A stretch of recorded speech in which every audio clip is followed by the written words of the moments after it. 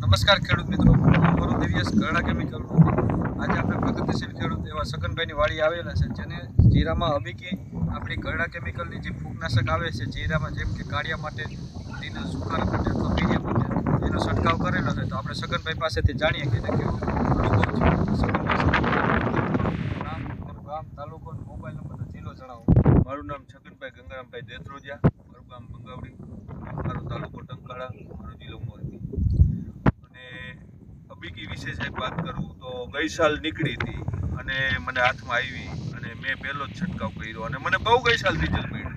એના માટે કાળિયો, પીળિયો, લીલો અને ગ્રોથ બધી રીતે સાહેબ એની વાત જ જવા દો.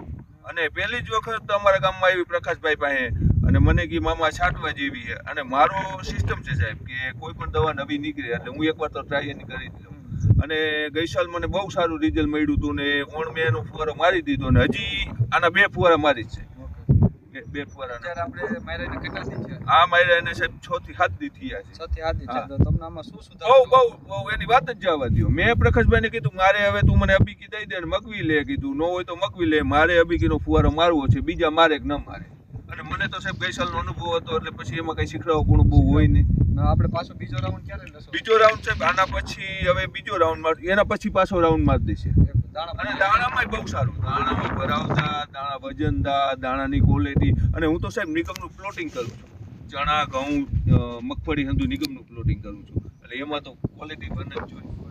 અને ગઈ સાલ મારા નિગમના સાહેબે કીધું એમ કે ક્વોલિટી 1 બન્યું જીરું. સગનભાઈ આનું શું કરું? મેં કીધું આ એક દવા મેં નવી વાપરી છે, એના કારણે બન્યું હોય તો હવે આવતી સાલ આપણે એનો સાચો અનુભવ કરશું.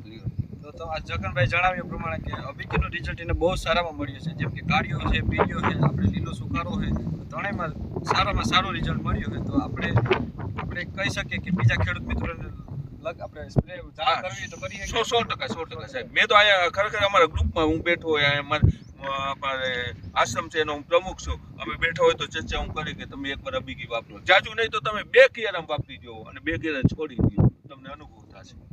તો હબીકીનું પ્રમાણ છે પંપે 20 ml. ધન્યવાદ.